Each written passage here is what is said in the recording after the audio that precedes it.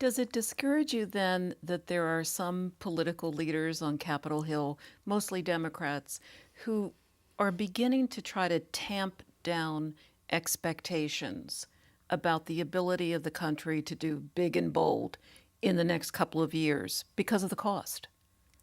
There's no question about it that the cost is a major factor. But I think that we can probably provide the kind of healthcare that's necessary at lower cost, or certainly not more cost than we're spending on healthcare today.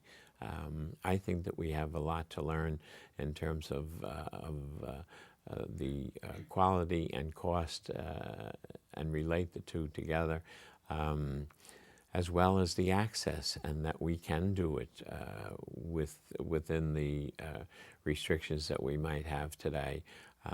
I think that there are employers who are providing very good health care at a very high cost, and it has affected their ability to compete with other employers. And I think that those costs could certainly be leveled off or possibly be introduced. I mean, there are many cost-saving factors that can be a part of this discussion. What would be tops on your list?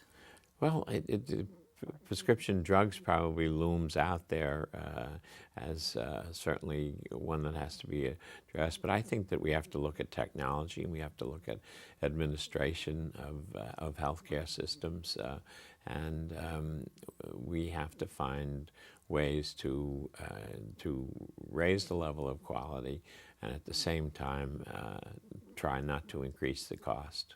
Is there another country that you look at and go, that's a reasonable model for the United States? Well, there are a number of models that we have seen, but we have to tailor the model that's best for our own country. And we can learn from different countries what they are providing and how they address the issue of access.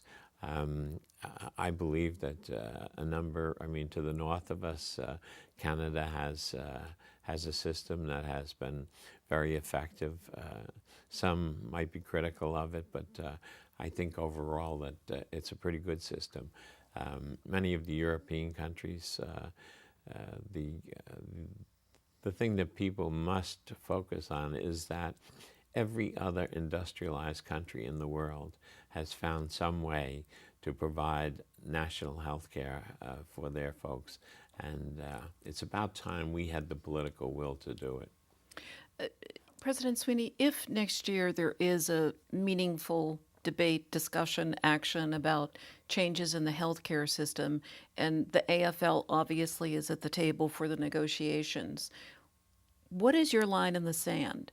You suggested earlier you'd be open to public-private versus public only, but what are the lines in the sand that you wouldn't cross?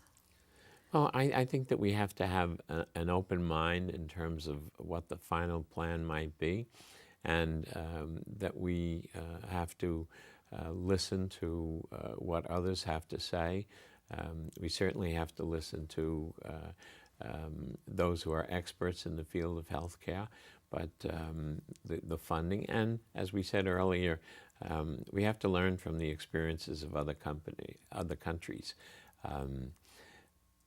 All I can say is that this is probably the number one issue on the minds of working families today when it comes to the election.